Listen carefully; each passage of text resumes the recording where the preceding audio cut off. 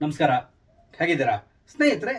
ಉತ್ತರ ಪ್ರದೇಶ ಅಸೆಂಬ್ಲಿಯಲ್ಲಿ ಈಗ ಚಳಿಗಾಲದ ಅಧಿವೇಶನ ನಡೀತಾ ಇದೆ. ಈ ಸಂದರ್ಭದಲ್ಲಿ ಯೋಗಿ ಆದಿತ್ಯನಾಥ್, ಅಲ್ಲಿಯ ಮುಖ್ಯಮಂತ್ರಿ, ಇವರು ಮಾಡಿರುವಂತಹ ಒಂದು ಭಾಷಣ ಬಹಳಷ್ಟು ಸದ್ದನ್ನ ಮಾಡ್ತಾ ಇದೆ, ಬಹಳಷ್ಟು ವೈರಲ್ ಆಗ್ತಾ ಇದೆ. ಹಾಗಾದ್ರೆ ಆ ಭಾಷಣದಲ್ಲಿ ಏನಿದೆ ಅಂತ ವಿಷಯಗಳು, ಅದ್ರ ಬಗ್ಗೆ ಸ್ವಲ್ಪ ಮಾತಾಡೋಣ. ಯಾಕಂದ್ರೆ ನಾನು ಕೂಡ ಆ ಭಾಷಣವನ್ನು ನೋಡಿದ್ದೆ. ಬಹುಶಃ ನನ್ಗನ್ಸೋದು ಯೋಗಿ ಆದಿತ್ಯನಾಥ್ ಮಾತ್ರ ಈ ರೀತಿಯಾಗಿ ನೇರವಾಗಿ ಮಾತಾಡಬಹುದು ಅನ್ಸ್ತದೆ. ಅದನ್ನು ಬಿಟ್ಟು ಬೇರೆ ಯಾರಿಗೂ ಕೂಡ ಆ ಒಂದು ದಮ್ ಇರೋಲ್ಲ ಅನ್ಸ್ತದೆ. ಹಾಗಾದ್ರೆ ಆ ಭಾಷಣದಲ್ಲಿ ಅವರು ಏನೆಲ್ಲ ಹೇಳಿದ್ರು, ಈ ಮುಖಾಂತರ ಅಲ್ಲಿಯ ವಿರೋಧ ಪಕ್ಷ ಅಂದ್ರೆ ಸಮಾಜವಾದಿ ಪಾರ್ಟಿ ಇರ್ಬೋದು ಅಥವಾ ಉಳಿದವರು ಇರ್ಬೋದು, ಇವರ ಬಾಯಿಯನ್ನ ಯಾವ ರೀತಿ ಮುಚ್ಚಿಸಿದ್ರು ಅನ್ನೋದ್ರ ಬಗ್ಗೆ ಸ್ವಲ್ಪ ಮಾತಾಡೋಣ. ಈ ಭಾಷಣದಲ್ಲಿ ಅವರು ಮುಖ್ಯವಾಗಿ ತಗೊಂಡಿರುವಂತಹ ವಿಷಯ ಏನು ಅಂತ ಹೇಳಿದ್ರೆ, ಅಲ್ಲಿ ನಡೆಯುತ್ತಿರುವಂತಹ ಕೆಲವೊಂದು ಗಲಭೆಗಳು, ಸಂಬಾಲ್ ವಿಷಯ ಸಂಬಂಧಪಟ್ಟಂತ ವಿಷಯ, ಅದರ ಬೇರೆ ಬೇರೆ ವಿಷಯಗಳನ್ನ ತಗೊಂಡ್ರು. ಈ ಉತ್ತರ ಪ್ರದೇಶದ ಬಗ್ಗೆ ನಿಮ್ಗೆ ತುಂಬಾ ಚೆನ್ನಾಗಿ ಗೊತ್ತಿದೆ. ಯಾವಾಗ್ಲೂ ಕೂಡ ಅಷ್ಟೇ, ಮೊದಲು ಗಲಾಭೆಗಳು ನಡೀತಾನೆ ಇರ್ತಾ ಇತ್ತು. ಹಿಂದೂ ಮುಸ್ಲಿಂ ಇರ್ಬೋದು ಅಥವಾ ಮುಸ್ಲಿಂ ಗಲಾಟೆ ಇರ್ಬೋದು, ಈ ರೀತಿ ಒಂದಲ್ಲ ಒಂದು ರೀತಿಯಲ್ಲಿ ಗಲಾಭೆ ನಡೀತಾ ಇರ್ತಾ ಇತ್ತು. ಆ ಮುಖಾಂತರ ಈ ರಾಜ್ಯ ಎಲ್ಲರ ಗಮನವನ್ನ ಸೆಳೀತಾ ಇತ್ತು. ಈಗ ಯಾವ ಪರಿಸ್ಥಿತಿಯಲ್ಲಿ ಉತ್ತರ ಪ್ರದೇಶ ಇದೆ ಅಂತ ಹೇಳಿದ್ರೆ, ಸಂಪೂರ್ಣವಾಗಿ ಗಲಾಭೆಯನ್ನ ನಿಯಂತ್ರಣಕ್ಕೆ ತಂದಿದ್ದಾರೆ. ಇದಕ್ಕೆ ಉದಾಹರಣೆ ನಿಮ್ಗೊಂದು ಹೇಳ್ತೇನೆ ನೋಡಿ. ಮೊನ್ನೆ ಅಷ್ಟೇ ನಾನು ಒಂದು ಬಾರ್ಬರ್ ಶಾಪಿಗೆ ಹೋಗಿದ್ದೆ, ಶೇವ್ ಮಾಡ್ಕೊಳ್ಳಿಕ್ಕೆ ಹೋಗಿದ್ದೆ. ಆ ಸಂದರ್ಭದಲ್ಲಿ ಅಲ್ಲಿ ಸಾಮಾನ್ಯವಾಗಿ ನಾನು ಹೋದಾಗ ಅವ್ರು ಮಾತಾಡ್ಸ್ತೇನೆ. ಒಂದಂತೂ ಗೊತ್ತಾಯ್ತು, ಆತ ಕರ್ನಾಟಕದವನಲ್ಲ ಅಂತೇಳಿ. ಆದ್ರೂ ಕೂಡ ಆತ ಕನ್ನಡ ಕಲ್ತಿದ್ದ. ನನ್ನ ಹತ್ರ ಮಾತಾಡಲಿ ಶುರು ಮಾಡ್ದ. ಮಾತಾಡ್ತಿರುವಾಗ ಹೀಗೆ ಅವನ ಹೆಸರು ಕೇಳಿದೆ, ಮುಸ್ಲಿಂ ಆತ. ಎಲ್ಲಿ ಕೇಳಿದೆ, ಉತ್ತರ ಪ್ರದೇಶದವನ್ ಸರ್ ನಾನು ಅಂತ ಹೇಳ್ದ. ಆಗ ಮಾಮೂಲಾಗಿ ನಮ್ಮ ಪೊಲಿಟಿಕ್ಸ್ ಬಗ್ಗೆ ಜಾಸ್ತಿ ಇಂಟ್ರೆಸ್ಟ್ ಇರೋದ್ರಿಂದ ಹೇಗಿದೆಯಪ್ಪ ಉತ್ತರ ಪ್ರದೇಶ ಈಗ ಕೇಳಿದೆ. ಆಗ ಅವನು ಉತ್ತರ ಕೊಡ್ತಾ ಹೋದ.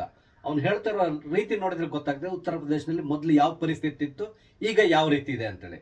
ಅವ್ನು ನೇರವಾಗಿ ನನ್ಗೆ ಹೇಳ್ತಾ ಇದ್ದ, ಸರ್ ಮೊದ್ಲಾಗಿದ್ರೆ ರಾತ್ರಿ 8 ಗಂಟೆ ಮೇಲೆ ಯಾರು ಕೂಡ ಮನೆಯಿಂದ ಹೊರಗಡೆ ಹೋಗ್ಲಿಕ್ಕೆ ಹೆದರ್ಕೊಂತ ಇದ್ವಿ ನಾವು.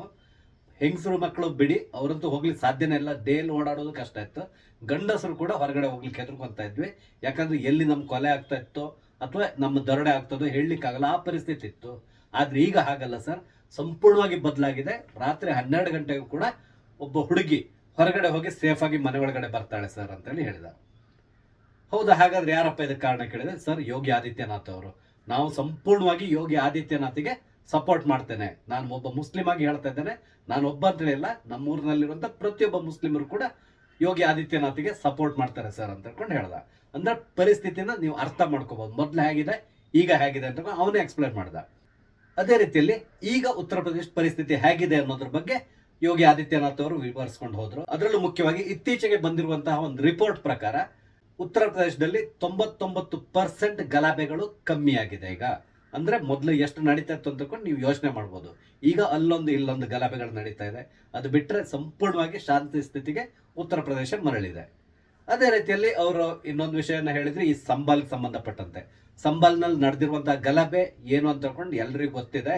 ಅಂದ್ರೆ ಅಲ್ಲಿ ನಡೆದಿರೋದು 2 ಗುಂಪುಗಳ ನಡುವೆ ನಡೆದಿದೆ. ಅದು ಹಿಂದೂಗಳು ಇಲ್ವೇ ಇಲ್ಲ, ಅಲ್ಲಿ ಮುಸಲ್ಮಾನರಲ್ಲಿ 2 ಗುಂಪಿತ್ತು, ಅವ್ರ ಮಧ್ಯೆ ನಡೆದಿರುವಂತಹ ಗಲಾಭೆ ಹೊರತು ಹಿಂದೂ ಮುಸ್ಲಿಂ ಗಲಾಭೆ ಅಲ್ಲ ಇದು ಅಂತಕೊಂಡು ಹೇಳಿದ್ರು.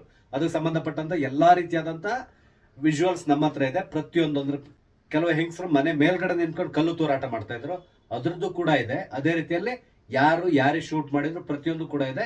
ಅದ್ರ ಆ ವಿಜುವಲ್ಸ್ ನ ಇಟ್ಕೊಂಡೆ ನಾವು ಎಲ್ಲರನ್ನೂ ಅರೆಸ್ಟ್ ಮಾಡ್ತಾ ಇದ್ದೇವೆ. ಆದ್ರೆ ಒಂದು ನೆನ್ಪಿಟ್ಕೊಂಡಿರಿ, ಈ ಗಲಭೆಯಲ್ಲಿ ಭಾಗವಹಿಸಿದ ಒಬ್ರನ್ನು ಕೂಡ ನಾನು ಬಿಡೋಲ್ಲ. ಆದ್ರೆ ಒಬ್ಬ ನಿರಪರಾಧಿಯನ್ನ ನಾವು ಇದರಲ್ಲಿ ಹಿಡಿಯೋದಿಲ್ಲ ಅಂತ ಹೇಳ್ಕೊಂಡು ಕೂಡ ಹೇಳಿದ್ರು. ಈ ಮುಖಾಂತರ ನಾವು ಸಂಪೂರ್ಣವಾಗಿ ಹೇಗೆ ಯಾರ ಮೇಲೆ ಯಾವ ರೀತಿಯಾದಂತಹ ಕಾನೂನು ಕ್ರಮ ಕೈಗೊಳ್ಬೇಕು ಅದನ್ನ ನಾವು ಕೈಗೊಳ್ತೇವೆ ಅಂತ ಹೇಳಿದ್ರು. ನಂತರ ಇನ್ನೊಂದಿತ್ತು, ಅದೇನಂದ್ರೆ ಬುಲ್ಡೋಸರ್ ಬಗ್ಗೆ. ನಿಮ್ಗೆ ಗೊತ್ತಿದೆ, ಬುಲ್ಡೋಸರ್ಗೆ ಸಂಬಂಧಪಟ್ಟಂತೆ ಇತ್ತೀಚೆಗೆ ಸುಪ್ರೀಂ ಕೋರ್ಟ್ ಇಂದ ಒಂದು ವರ್ಡಿಕ್ಟ್ ಕೂಡ ಬಂದಿದೆ. ಈ ತೀರ್ಪು ಬಂದಾಗ ಬಹಳಷ್ಟು ಜನ ಮಾತಾಡ್ತಾ ಇದ್ರು, ಉತ್ತರ ಪ್ರದೇಶದಲ್ಲಿ ಯೋಗಿ ಆದಿತ್ಯನಾಥ್ ಅವರ ಬುಲ್ಡೋಸರ್ಗಳಿಂದ ಗುಜರಿ ಬೀಳ್ತದೆ ಅಂತಕೊಂಡು ಹೇಳ್ತಾ ಇದ್ರು. ಅಂದ್ರೆ ಇನ್ನು ಅವರಿಗೆ ಈ ರೀತಿಯಾದಂತಹ ಯಾವುದೇ ರೀತಿಯ ಕಾರ್ಯಾಚರಣೆ ಮಾಡ್ಲಿಕ್ಕೆ ಆಗಲ್ಲ ಅಂತೇಳಿ ಹೇಳಿದ್ರು.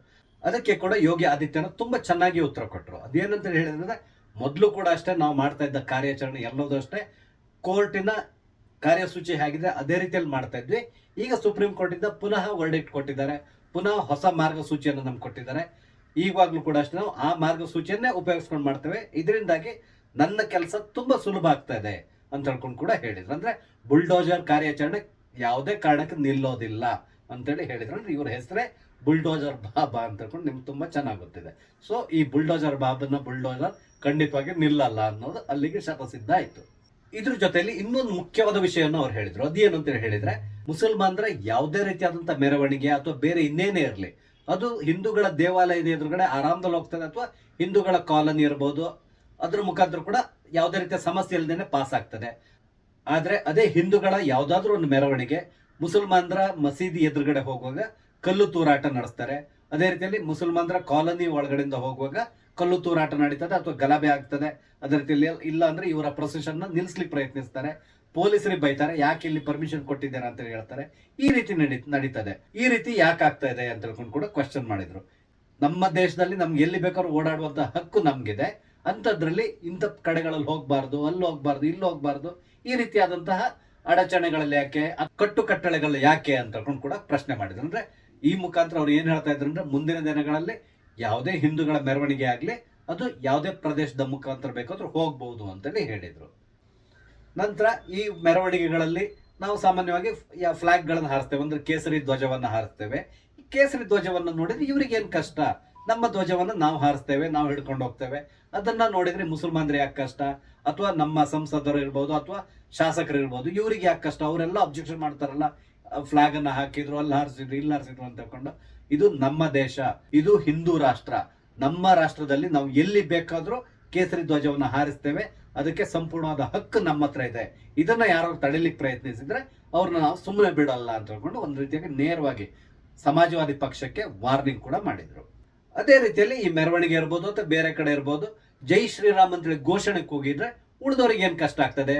ನಾವೇನು ಭಯೋತ್ಪಾದಕರಲ್ಲ, ನಾವು ಜೈ ಶ್ರೀರಾಮ್ ಅಂತೇಳಿ ಹೇಳೋದು ನಮ್ಮ ದೇವರ ಹೆಸರನ್ನ ನಾವು ಹೇಳ್ತೇವೆ, ಅದಕ್ಕೆ ಅಬ್ಜೆಕ್ಷನ್ ಮಾಡ್ಲಿಕ್ಕೆ ನೀವು ಯಾರು ಅಂತೇಳಿ ಕೇಳಿದ್ರು. ಅದೇ ರೀತಿಯಲ್ಲಿ ಒಬ್ಬ ಮುಸ್ಲಿಂ ಶಾಸಕನ್ನ ಕೂಡ ಪ್ರಶ್ನೆ ಮಾಡಿದ್ರು. ನೀವು ಅಲ್ಲಾಹು ಅಕ್ಬರ್ ಅಂತೇಳಿ ಹೇಳಿ ನೀವು ಘೋಷಣೆ ಕೂಗಿದಾಗ ನಾವು ನಿಮ್ಗೆ ಏನಾದ್ರು ಅಬ್ಜೆಕ್ಷನ್ ಮಾಡಿದ್ರೆ, ಅಂದ್ರೆ ನೀವು ಆತರ ಕೂಗ್ಬಾರ್ದು ಅಂತೇಳಿ ನಾವೇನಾದ್ರು ಹೇಳಿದ್ರೆ ಆಗ ನಿಮ್ಗೆ ಏನ್ ಅನ್ಸ್ತದೆ, ನಿಮ್ಮ ಧರ್ಮಕ್ಕೆ ಸಂಬಂಧಪಟ್ಟಂತ ಯಾವುದೋ ಒಂದು ಘೋಷಣೆಯನ್ನ ನಾವು ಕೂಗ್ಲಿ ಬಿಟ್ಟಿಲ್ಲ ಅಂದ್ರೆ ನೀವು ಸುಮ್ಮನೆ ಇರ್ತೀರಾ, ಅದಕ್ಕೆ ಅಬ್ಜೆಕ್ಷನ್ ಮಾಡ್ತಿರಲ್ಲ. ಅದೇ ರೀತಿಯಲ್ಲಿ ನಾವು ಜೈ ಶ್ರೀರಾಮ್ ಅಂತೇಳಿ ಕೂಗಿದ್ರೆ ನೀವು ಕಳ್ಕೊಳ್ಳೋದು ಏನೂ ಇಲ್ಲ, ಅದು ನಮ್ಮ ದೇವರಿಗೆ ಸಂಬಂಧಪಟ್ಟಿದ್ದು. ನಾವು ಜೈ ಶ್ರೀರಾಮ್ ಹೇಳ್ತೇವೆ, ರಾಧೆ ರಾಧೆ ಅಂತೇಳಿ ಹೇಳ್ತೇವೆ, ಅಥವಾ ರಾಮ್ ರಾಮ್ ಅಂತೇಳಿ ಹೇಳ್ತೇವೆ, ಏನಾದ್ರೂ ಹೇಳ್ತೇವೆ, ಇದಕ್ಕೂ ನಿಮ್ಗೂ ಸಂಬಂಧ ಇಲ್ಲ ಅಂತ ಹೇಳ್ಕೊಂಡು ಕೂಡ ಹೇಳಿದ್ರು. ಅದೇ ರೀತಿಯಲ್ಲಿ ಇನ್ನೊಂದು ವಾರ್ನಿಂಗ್ ಮಾಡಿದ್ರು. ಈ ರೀತಿಯಾದ ಪ್ರೊಸೆಷನ್ಸ್ಗಳೆಲ್ಲ ಹೋಗುವಾಗ ಅಲ್ಲಿ ಇಲ್ಲಿ ನಿಂತ್ಕೊಂಡು ಕಲ್ಲು ಹೊಡಿತಾರಲ್ಲ, ಮುಂದಿನ ದಿನಗಳಲ್ಲಿ ಈ ರೀತಿ ಯಾರೇ ಕಲ್ಲು ಹೊಡೆದ್ರು ಕೂಡ ಅವ್ರನ್ನ ಒಬ್ರೊಬ್ರನ್ನ ಹುಡುಕಿ ಅವ್ರ ಮೇಲೆ ನಾನು ಆಕ್ಷನ್ ತಗೋತೇನೆ, ಇದು ನಾನು ನೇರವಾಗಿ ಕೊಡ್ತಾ ಇರುವಂತ ಎಚ್ಚರಿಕೆ ಅಂತ ಹೇಳ್ಕೊಂಡು ಕೂಡ ನೇರವಾಗಿ ಒಂದು ಸಮುದಾಯದವರಿಗೆ, ಅದೇ ರೀತಿಯಲ್ಲಿ ಅವರಿಗೆ ಸಪೋರ್ಟ್ ಮಾಡ್ತಾ ಇರುವಂತಹ MLA ಗಳಿಗೂ ಕೂಡ ವಾರ್ನಿಂಗ್ ಅನ್ನ ಯೋಗಿ ಆದಿತ್ಯನಾಥ್ ಅವರು ಅವರ ಅಸೆಂಬ್ಲಿಯಲ್ಲಿ ನಿಂತ್ಕೊಂಡು ಕೊಟ್ಟಿದ್ದಾರೆ. ಇದನ್ನೆಲ್ಲ ನೋಡಿದ್ರೆ ಒಂದಂತೂ ನಿಮ್ಗೆ ತುಂಬಾ ಚೆನ್ನಾಗಿ ಗೊತ್ತಾಗ್ತದೆ, ಯೋಗಿ ಆದಿತ್ಯನಾಥ್ ಅಂದ್ರೆ ಏನು ಅಂತೇಳಿ. ಅಂದ್ರೆ ಅವರು ಯಾವುದೇ ಕಾರಣಕ್ಕೆ ಯಾರದ್ದೇ ಒತ್ತಡಕ್ಕೆ ನಾನು ಬಗ್ಗೋದಿಲ್ಲ, ನಾನೊಂದು ಹಿಂದೂ ರಾಷ್ಟ್ರದಲ್ಲಿದ್ದೇನೆ, ಅದೇ ರೀತಿಯಲ್ಲಿ ನಾನೊಬ್ಬ ಹಿಂದೂ ಸನ್ಯಾಸಿ, ನನ್ನ ಧರ್ಮದ ರಕ್ಷಣೆಗೆ ನಾನು ಏನ್ ಬೇಕಾದ್ರೂ ಮಾಡ್ಲಿಕ್ಕೆ ತಯಾರಿದ್ದೇನೆ ಅಂತೇಳಿ ನೇರವಾಗಿ ಎಲ್ರಿಗೂ ಎಚ್ಚರಿಕೆಯನ್ನು ಕೊಟ್ಟಿದ್ದಾರೆ. ಈ ಮುಖಾಂತರ ಯೋಗಿ ಆದಿತ್ಯನಾಥ್ ಪುನಃ ತಾನು ಯಾವ ರೀತಿ ಫೈರ್ ಬ್ರ್ಯಾಂಡ್ ಅನ್ಸ್ಕೊಂಡಿದ್ದಾನೆ ಅನ್ನೋದನ್ನ ಪುನಃ ತೋರಿಸಿದ್ರು. ಅದೇ ರೀತಿಯಲ್ಲಿ ಇನ್ನೊಂದು ಮಾತನ್ನ ಹೇಳಿದ್ರು, ನಾ ಬಟೆಂಗೆ ನಾ ಕಟೆಂಗೆ ಅಂತ ಹೇಳ್ಕೊಂಡು ಹೇಳಿದ್ರು. ಅಂದ್ರೆ ಮುಂದಿನ ದಿನಗಳಲ್ಲಿ ನಾವು ಯಾವುದೇ ಕಾರಣಕ್ಕೂ ಡಿವೈಡ್ ಆಗಲ್ಲ, ಅಂದ್ರೆ ಒಗ್ಗಟ್ಟಾಗಿರ್ತೇವೆ, ಆ ಮುಖಾಂತರ ನಮ್ಮನ್ನ ಕತ್ತರಿಸಲಿ ಪ್ರಯತ್ನಿಸ್ತಿರಲ್ಲ, ಆ ಪ್ರಯತ್ನವನ್ನ ವಿಫಲ ಮಾಡ್ತೇವೆ ಅಂತ ಕೂಡ ಎಲ್ರಿಗೂ ವಾರ್ನಿಂಗ್ ಕೂಡ ಮಾಡಿದ್ದಾರೆ. ಸ್ನೇಹಿತರೆ, ಇದಿಷ್ಟು ಯೋಗಿ ಆದಿತ್ಯನಾಥ್ ಅವರು ಇತ್ತೀಚೆಗೆ ಮಾಡಿರುವಂತಹ ಈ ಭಾಷಣದ ಸಾರಾಂಶ. ನಿಮಗೆ ನಾನು ಹಂಚಿಕೊಂಡಿರುವಂತಹ ಮಾಹಿತಿ ಇಷ್ಟ ಆಗಿದೆ ಅಂತ ಹೇಳ್ಕೊಡ್ತೇನೆ. ಇಲ್ಲದಿದ್ರೂ ಕೂಡ ಕಮೆಂಟ್ಸ್ ಮುಖಾಂತರ ನಿಮ್ಮ ಅನಿಸಿಕೆಗಳನ್ನ ತಿಳಿಸಿ. ಅದೇ ರೀತಿಯಲ್ಲಿ ದಯವಿಟ್ಟು ನನ್ನ ಚಾನಲ್ ಸಬ್ಸ್ಕ್ರೈಬ್ ಮಾಡಿ. ನಮಸ್ತೆ, ಜೈ ಹಿಂದ್.